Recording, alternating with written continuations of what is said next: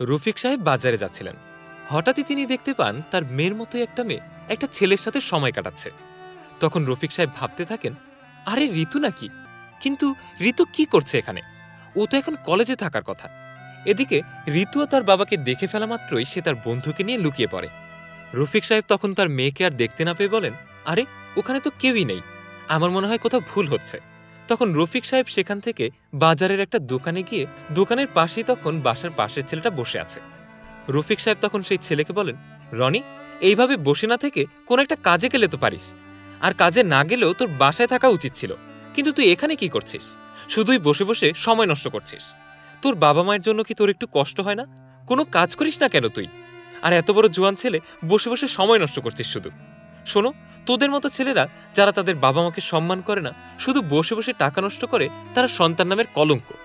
রনি তখন উল্টো বলে ওঠে, আচ্ছা, আমি তো কোনো উন্নতি করতেছি না, কিন্তু আপনার ছেলেমেয়েরা মনে হয় অনেক উন্নতি করতেছে, যান তাগরেই যায় দেখেন গিয়া। এদিকে রিফাত আর ঋতুর মাঝে কথা হচ্ছে। রিফাত ঋতুকে বলছে, আরে আমরা তো ভয় পাচ্ছি কেন? তোমার বাবাকে যেহেতু দেখা গেছে, তো চলো তার সাথে দেখা করি, আর চাচাকে আমরা বাসায় ড্রপ করে দেব। ঋতু তখন বলে, এই তোমার কি মনে হয় এখন দেখে ফেললে পুরো সারপ্রাইজটাই নষ্ট হয়ে যাবে? এদিকে রফিক সাহেব রনির কথার উত্তরে বলেন, এই রনি, আজে বাজে কথা বলবে না একদম।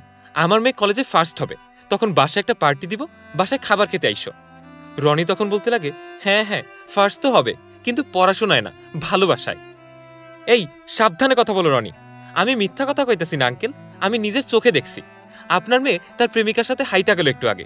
আপনার নিজের মেয়ের সম্পর্কে আপনি জানেন না, আর খালি অন্য মানুষের দোষ খুঁজে বেড়াইতেছেন। রফিক সাহেব তখন আবারও বলেন, এই নেশার ঘরে আজেবাজে কথা বলবে না রনি, আমি আমার মেয়ের কথা ভালো করেই জানি। এই বলেই রফিক সাহেব সেখান থেকে চলে যান। রাস্তা দিয়ে হাঁটতে হাঁটতে তখন রফিক সাহেব নিজের মনেই ভাবতে থাকেন, আমি কি তখন ঋতুকে দেখলাম? তাহলে কি রনি সত্যি কথাই বলছে নাকি? আমার মেয়ে কি তাহলে আমার সাথে প্রতারণা করছে? এই কথা বলতে বলতেই তিনি তার বাসার সামনে পৌঁছে যান। আরে দরজায় তালা দিল কে? ঋতু তখন বলে উঠল, আরে বাবা, এসেছো তুমি? রফিক সাহেব তখন তার মেয়ে ঋতুকে বলল, ঋতু, তুই তো আজকে বাজারে গিয়েছিলি, তুই নিশ্চয়ই কলেজে যাসনি, বলতো তুই কার সাথে ঘুরোঘুরি করেছিস? ঋতু তখন বলে, হ্যাঁ বাবা, আমি আজ কলেজে যাইনি। এই কথাটা শোনার পরই রফিক সাহেব তার মেয়েকে একটা চর বসিয়ে দেন। ঋতু তখন তার বাবাকে বলতে থাকে, বাবা, তুমি আমার কথাটা আগে শুনো। এই তোর কথা আমি কি শুনবো? হ্যাঁ, আজকে ভালো হয়েছে যে আমি বাজারে গিয়েছিলাম, আর সেখানে গিয়েই আমি তোর কুকর্ম দেখতে পেয়েছি। এই ঋতু, তুই তো আমার নাক কেটে ফেলেছিস। যদি আজ আমি তোকে সেখানে না দেখতাম, তাহলে তো আমি ভাবতাম যে আমার মেয়ে কলেজে গেছে, কিন্তু তুই তো পড়ালেখা করিস না, পড়ালেখার ছলে তুই একটা প্রেম করে বেড়াচ্ছিস।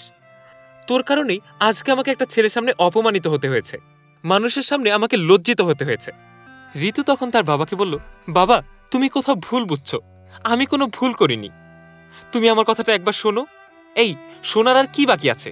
তুই আজকে আমার বিশ্বাস ভেঙে ফেলেছিস। ঋতু তখন বলল, শোনো বাবা, আমি কোনো অন্যায় করিনি যে তুমি আমাকে এতগুলো কথা শোনাচ্ছ।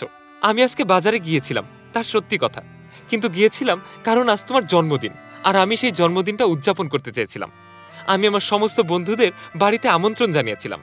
আমরা সেখানে গিয়েছিলাম শুধুমাত্র তোমার কেক কিনতে, কিন্তু এখন আমি তোমার জন্মদিন আর উদযাপন করতে চাই না। বাবা, এখন পর্যন্ত আমি কোনোদিন এমন কোনো কাজ করিনি যার কারণে মানুষের সামনে তোমাকে লজ্জিত হতে হবে, কিন্তু তুমি শুধু শুধুই আমাকে সন্দেহ করেছ।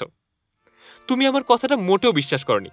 আর যে ছেলেটার সাথে তুমি আমাকে বাজারে দেখেছিলে, ওরা সবাই আমার বন্ধু, যাদেরকে নিয়ে আমি তোমার জন্মদিনে সারপ্রাইজ প্ল্যান করেছিলাম। ওরা তো আমাকে শুধু সাহায্য করেছে বাবা, তার চেয়ে বেশি আর কিছুই করেনি। রফিক সাহেব তখন তার ভুল বুঝতে পেরে বলল, আমাকে ক্ষমা করে দে মা, আমি অকারণে লোকের কথায় পড়ে গিয়ে তোকে কি না কি বলে ফেলেছি। ঋতু, বিশ্বাস কর মা, তোর উপর আমার সমস্ত বিশ্বাস আছে, কিন্তু আমি জানি না যে আমি কিভাবে অন্য লোকের কথা বিশ্বাস করেছিলাম। আমাকে তুই ক্ষমা করে দে মা। তখন ঋতু বলল, বাবা, তুমি ছাড়া এই পৃথিবীতে তো আমার আর কেউই নেই। আমি শুধু চেয়েছিলাম তুমি এবার তোমার জন্মদিনটা ভালোভাবে উদযাপন করো, কারণ আমরা অনেক দিন ধরে তোমার জন্মদিন সেভাবে উদযাপন করতে পারিনি। রফিক সাহেব তখন খুশি হয়ে বলল, ঠিক আছে মা, আমি তোর মতো একটা মেয়ে পেয়ে অনেক ভাগ্যবান বোধ করছি। চল আমরা আমাদের জন্মদিনের কেক কাটি। ভিডিওটি ভালো লেগে থাকলে লাইক, কমেন্ট এবং শেয়ার করতে ভুলবেন না। কমেন্ট বক্সে জানান আপনার মূল্যবান মতামত। ফলো বাটনটি ক্লিক করুন আপডেট ভিডিওর জন্য। ধন্যবাদ।